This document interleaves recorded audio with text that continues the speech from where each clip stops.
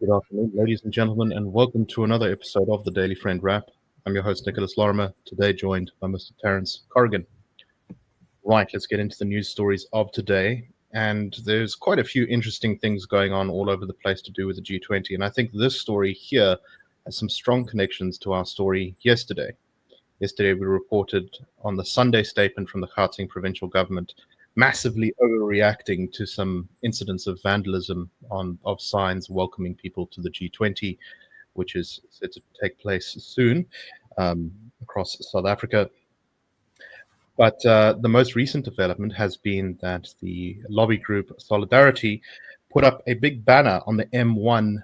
I think this, based on the picture, it looks like very close to where Wits University is, those bridges. Wits University, which said, "Welcome to the most race-regulated country in the world." And then it had the Solidarity logo on either side. This, however, wasn't up for very long.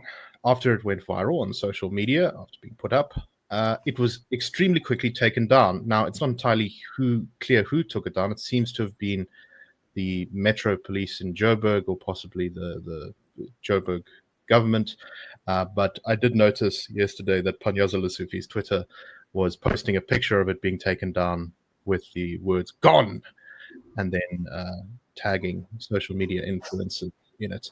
He also then subsequently tweeted, "You can mobilize your constituency as you wish," referring to Solidarity, "but that will not change your anti-transformation agenda. I am not a product of cowards. Racists are mindless, useless, and selfish. Bring it on." In response to this, Solidarity has said that they are considering legal action against the city of Johannesburg for taking down their advert. The advert was very clearly, I think, meant to be a kind of trolling to irritate the government by talking about race laws in South Africa. Their head of international relations, Solidarity's head of international relations, said they had paid for the advertising space and followed all the necessary procedures to run their awareness campaign. "Since government refuses to engage us about race laws and racial discrimination against minorities in South Africa, we've decided to launch a campaign during the G20 summit to make the rest of the world aware of the fact that South Africa is the most racially regulated country in the world." They said that they had received confirmation that the Joburg Metro Police Department had taken it down, saying its removal was unlawful. "We are going to approach the court for an urgent interdict. Our legal team is working on it. In the meantime, we will be putting up more similar banners across Gauteng over the next few days." So, Terence, I think the first question here is, and this really echoes with our theme of yesterday, is the sort of insecurity about all of this, right? Like, oh no, they can't possibly embarrass us. Quick, take down the sign. And it's interesting how much the sort of prestige of the G20 is really like embedded itself in the minds of the Gauteng and Joburg governments, that they're going to such great efforts here. So what's your sort of first take on all of this? Okay, as I said, this is like trolling, but with a smartphone the size of Gauteng. Now, I would say that there is a feature of the South African state, and here I'm referring to, let's say, its political arm, and particularly as it's been dominated by the ANC. But like the sort of classical God Janus, with one face pointing in this direction, other face pointing in that direction. On the one hand, there's the outward-facing one, the one that talks about rainbow nations, constitutional governance, friend to all the world. South Africa belongs to all who live in it. This is called South Africa at its best. On the other hand, there is a face that looks typically inward, which is the one that praises Robert Mugabe, which is the one that sings, and in the case of the president, resolutely refuses to condemn Kill the Boer, that darkly warns about people's futures and is paranoid about counter-revolution. Now, these two things sit very unevenly. It always strikes me when I speak to foreign diplomats. They often turn to this theme about South Africa having a unique history of dialogue and overcoming differences.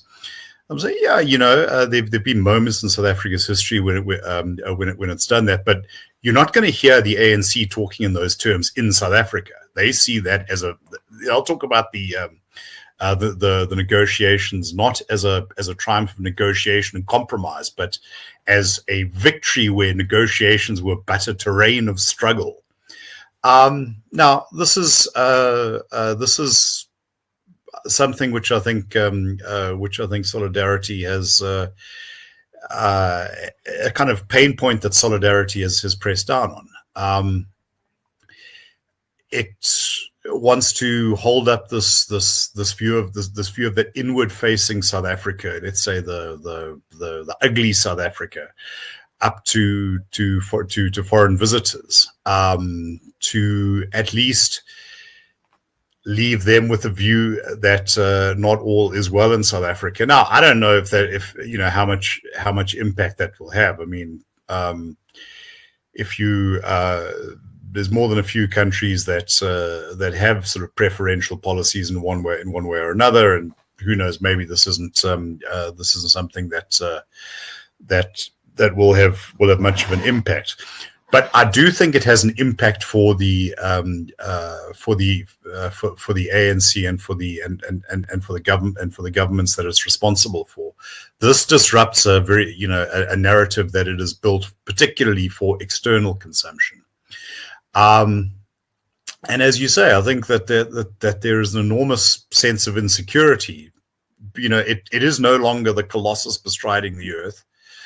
And it also finds itself in a bit of a catch-22, because yes, you would like to banish this or wish it away or whatever, but first of all, you no longer have that sort of electoral political dominance.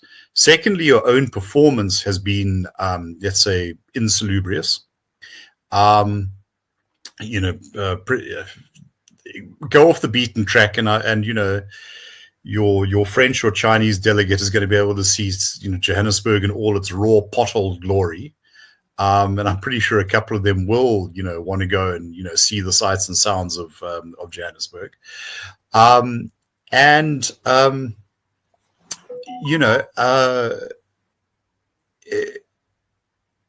we are also a free society, and people get to say these sort of things. There is no great consensus. For a long time, I think the ANC could coast on the idea that because of its electoral dominance, because of its sort of assumed moral position, yes, its voice counted. I remember a party document said it's the most important moral voice on any issue facing the country. I mean, I think even its own supporters would laugh at that suggestion now. Well, welcome to competitive politics. If you're going to try and dismiss and ignore concerns, which are real, whatever one may think of them, then in an open society, you can find various ways to do this, and one of them is putting up big paid advertisements on the sides of highways. I think there's a sort of kind of interesting tension in the ANC's commitment to these sort of racial policies, right? Because officially the ANC, commits itself to non-racialism, and as you say, they have cultivated this image of the sort of rainbow nation and stuff to the outside world. But at the same time, they also have this very strong race nationalist streak, right? We must, we are the authentic representatives of black people, specifically black people in South Africa, and we're on this sort of heroic struggle. And the way they've always kind of squared this is by sort of, in a way, they sort of frame the race policies as being ultimately temporary. Now, they don't say that there's any imminent sunset clause in these things, but they when you kind of press them on it, they'll say, well, when the country is equal, when everyone of every race is equal, then we will get rid of these laws.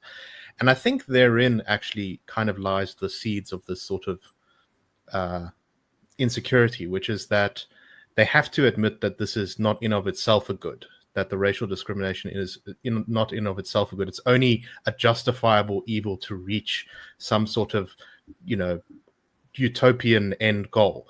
And, they put that goal as sufficiently utopian that we'll never actually reach it. So these things can continue forever. But I think there's a sort of way that moments like this kind of expose the sort of insecurity there, which is that they're not sort of entirely proud and comfortable always defending these policies. I think they're always like they're always kind of framed almost as a sort of pragmatic measure. I don't know. Do you think I'm barking up the wrong tree there? What's your take on that? Look, I think it depends. It depends who you are talking to and in what context. You mentioned race nationalism. I think that there's something which has not been sufficiently recognized in our politics, that the ANC is fundamentally a nationalist organization. And the way nationalist movements have worked in South Africa, whether it's English jingo nationalism or Afrikaner nationalism, is they have tended to kind of follow a sort of ethnic or a racial path. Now, let me just say, I would say solidarity fits fits within the Afrikaner nationalist tradition.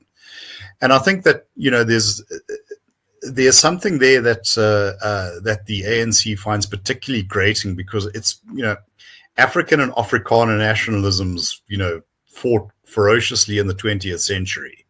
Before that, it was sort of British and Boer nationalisms, and there's the sense that this is an existential that there is an existential conflict. But that's not, and that's something I think that many people in the ANC would be quite happy advertising within the country. Particularly since they have a very strong part of their constituency has benefited very well off those policies. And by the way, I remember, I think a former Minister of Labour, I was going back to 2005, gave an estimate of we'll need 3 generations. In other words, this is beyond the lifespan of anyone watching. So it's never. But that's effectively saying, we're never going to repeal this.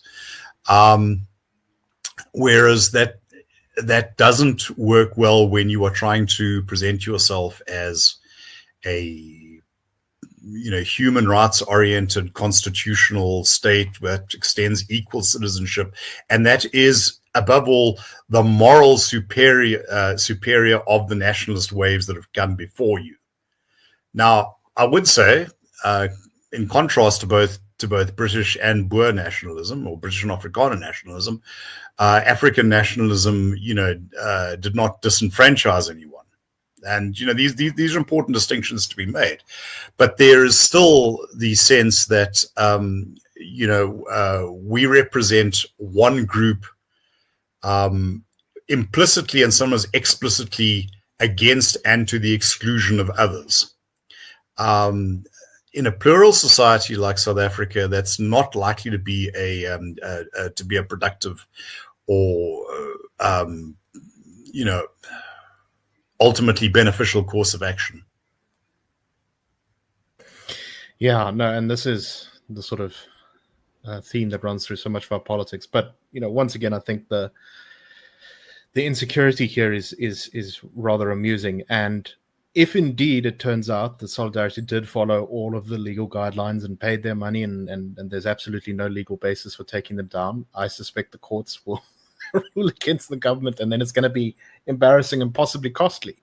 So this kind of rash, panicky behavior is very likely to come back and bite the Gauteng government, or the Joburg government rather, on its behind. I think so. We'll keep an eye on this to see what happens.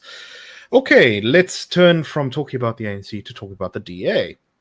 So it emerged in the media that the DA's Minister of Forestry, Fisheries and Environmental Affairs, I think is the portfolio's name, Minister Dion George, has apparently on the chopping block, that for a while now, John Steenhuisen has actually made the request to Cyril Ramaphosa to remove him as minister and replace him with another DA appointee. So that's quite interesting. And what's very interesting is to see how all the different factions at play are playing this out in the media.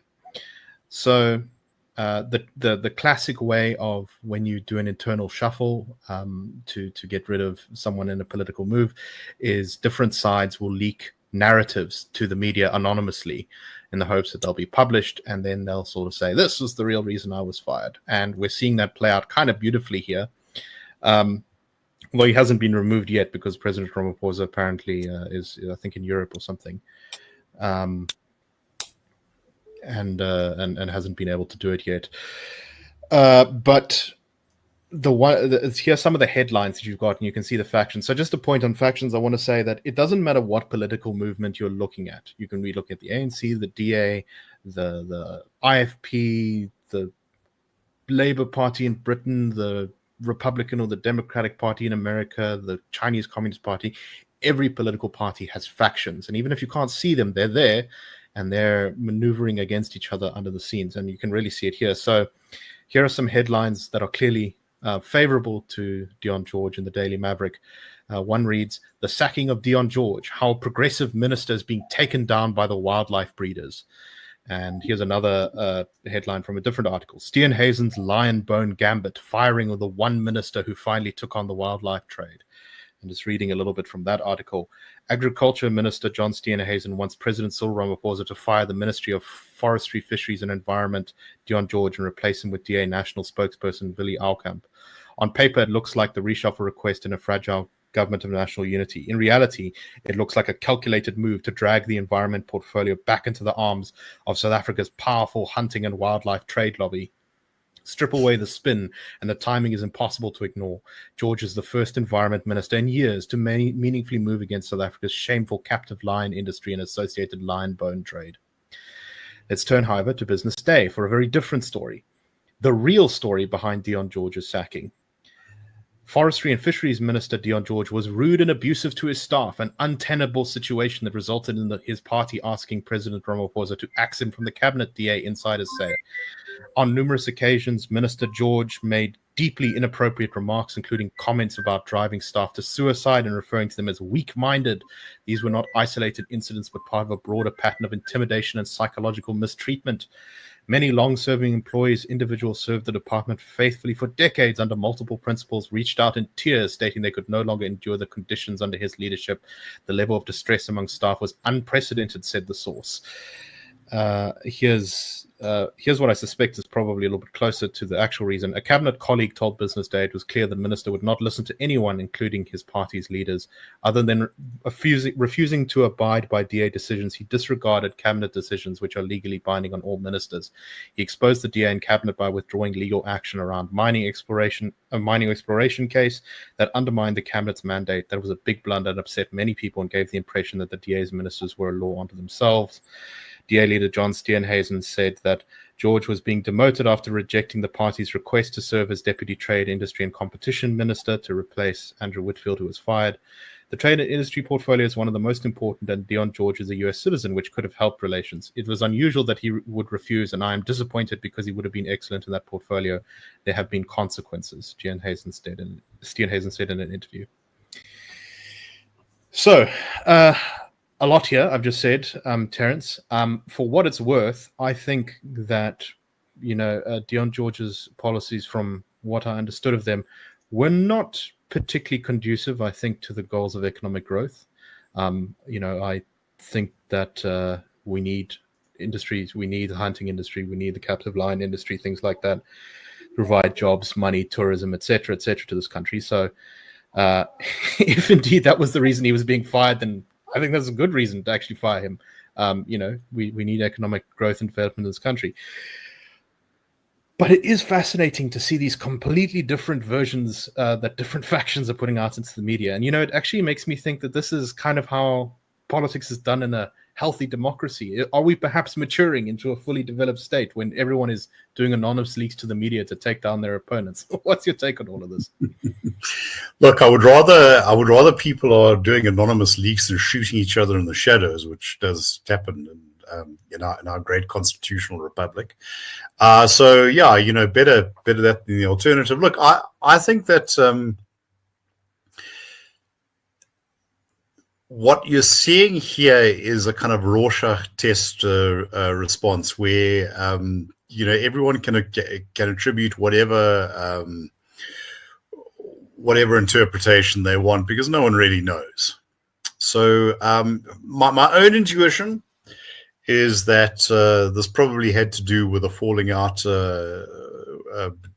between Dion George and the sort of party's leadership more broadly. Maybe I'm right, maybe I'm wrong. But yes, the idea that it was all about captive lion breeding or whatever. I think it says a lot more about this particular analyst's views on these things than about reality. Or unless of course they can show some sort of insider knowledge. I also did find the commentary on dual citizenship interesting. My understanding is that Dion George lived in the United States for a while. Now, he holds a U.S. passport, right? So I think there are many people who would find it a little jarring if minister of a government was to enter another country using that country's travel document. But I heard that the president of Colombia was saying, well, America can ban him, but he's also an Italian citizen, so which there you've got the head of state holding the citizenship of another country. But that's an interesting factor in this world, that those sort of overlapping affiliations are common, not least in South Africa. Those with long memories might recall that the first Speaker of Parliament after 1994, Freen Ginwala, was kind of outed for holding a British passport. And she gave this completely ridiculous explanation that she contacted the British High Commission because she was going to Europe and she wanted to know about Schengen visas. And so they just sent her a passport. I don't know. It seems to me you actually have to fill in forms, submit photographs, and why she was approaching the British High Commission about going to mainland Europe is, I also seem to remember Barney Pachana, another, is head of the Human Rights Commission and major proponent of Africanism in thought, word, and deed. Declaring casually at a press conference that he holds a British passport and finds South Africa's jurisprudence much more advanced and progressive. There was also, funnily enough, a case where just prior to the transition, a member of the Pan-Africanist Congress was arrested and was visited by the Australian High Commissioner because it turns out he was an Australian citizen. Strange things happen in this new South Africa, as someone once said. Yes. No, this is kind of a sort of fascinating story to see what is, this internal politics playing out behind the scenes. And I think this is probably, possibly going to be a good move for the DA. I mean, look, ultimately, once you've released anonymous reporting that says that this guy had become a quote unquote monster when he became minister, like at that point, the knives are out and cannot be sheathed, and it's it's sort of a fight to the death, right? Like that's a kind of comment that destroys relationships and reputations. I mean, I'm sure Dion George probably has an idea of who maybe said that, or has suspicions about who maybe said that, and you can see that it's going to be very difficult to mend any sort of relationship there. So that's quite vicious and brutal. And it's also a reminder that the DA too has its factions, and they are fighting and have different ideas and visions for the party. Anyway, I think that's a story we'll also keep an eye on. We'll see if there is indeed a major policy difference with the new minister. All right, let's go back to talk about G20 stuff. When you kind of go deep into the circles of some of the most sort of, I guess you could call them fever swampy parts of the ANC and its extended universe, and by that I mean also the EFF and the MK. There's a lot of paranoia about the CIA and the Americans being behind this or that. And I think that it's clear that some people in the ANC definitely think that Solidarity and various other groups. I mean, maybe even us at the IRR are sort of the agents of the CIA who are working to derail the National Democratic Revolution or something. We're not that well funded, so they don't have to worry that much. But this can only be heightened with recent comments from Donald Trump when he said on Truth Social towards the end of last week, he said, quote, excuse me, "It's a total disgrace that the G20 will be held in South Africa. Afrikaners, brackets, people who are descended from Dutch settlers and also French and German immigrants, close brackets, are being killed and slaughtered and their land and farms being illegally confiscated. No US government official will attend as long as these human rights abuses continue. I look forward to hosting the 2026 G20 in Miami, Florida." So apart from just saying the things that he said in the past about Afrikaners and the genocide and human rights abuses and all that, this is kind of final confirmation that despite much speculation that Trump, or at least someone high-ranking from the US government, would show up at the G20, it doesn't look like that's going to happen. Terence, your thoughts on all of this? I mean, I'm always very frustrated by some of this stuff because, obviously, expropriation without compensation, the expropriation bill or the expropriation act, we have very serious problems with this. We think they're damaging to our constitutional order. But Trump's description of them is not right. And I don't know. What do you think? Do you think the G20 is still going to have the sort of importance that it would normally have with the Americans not there? No. Look, the point about the G20 is that it's not a sort of formally constituted treaty-based or established institution. It's a group of countries that sort of freely associate, and the idea behind it was that this incorporated the largest economies in the world.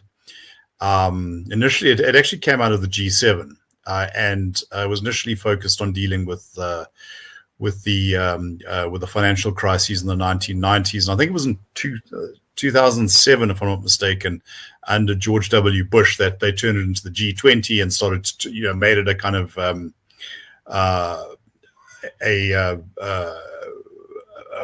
an organization that would have these summits amongst heads of state. And South Africa was sort of brought in because it was kind of the most together African country, and it's big on its global role. But if you want these sort of global solutions, particularly on economic matters, you just have to have the Americans. Any other country, possibly with the exception of China, is probably dispensable. Although you'd want them, but without America, no. Look, the other problem is that what do the decisions of a group like this really mean anyway? Because they can't really be enforced. They depend on countries voluntarily, committing and voluntarily, bringing the necessary resources. Otherwise, it kind of becomes a joint statement, or something that isn't particularly meaningful or impactful. Here you've got America saying that it explicitly won't cooperate with South Africa. Where I might take issue is I'm not sure just how successful their G20 in Miami is going to be, because I don't think that these sort of multinational fora are things that Donald Trump is particularly interested in. Right. He seems far more to be far more about bilateral relationships. So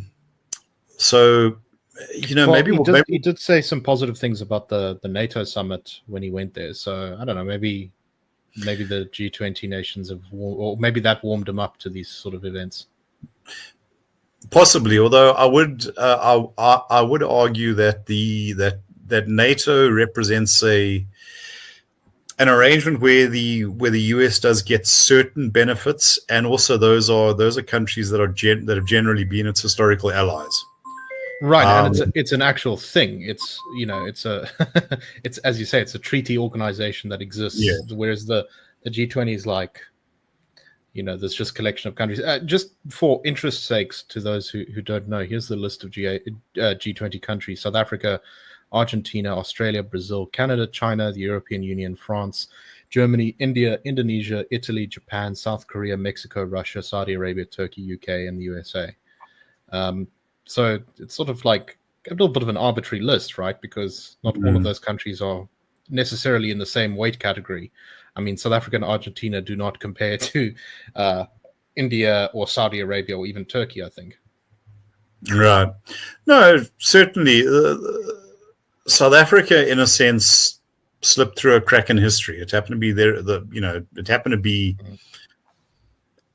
an okay country at the right time in the right place. Remember, this was still under, when Thabo Mbeki was, whatever his faults, was able to speak to leaders across the board. South Africa hadn't declined to the state it is now.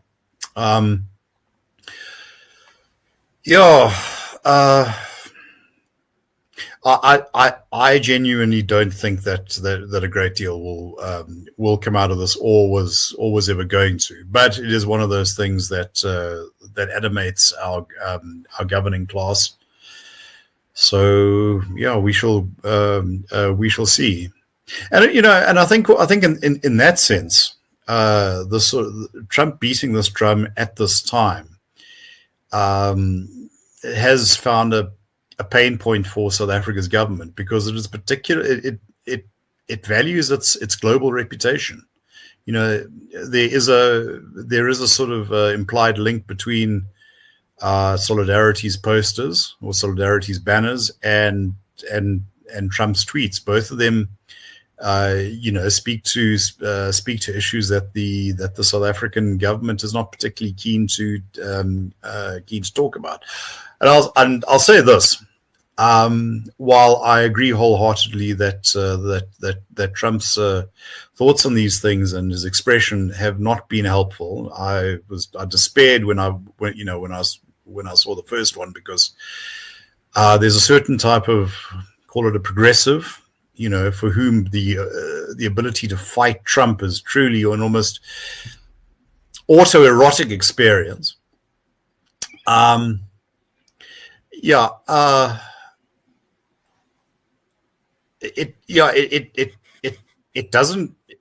doesn't take things forward. But it sort of opens up a front that the government feels it needs to fight. So it ends up sometimes quite bizarrely entering the lists to argue that it's not targeted at white people, we're just slaughtering each other in general. But I will say this in conclusion: South Africa still has no ambassador in Washington.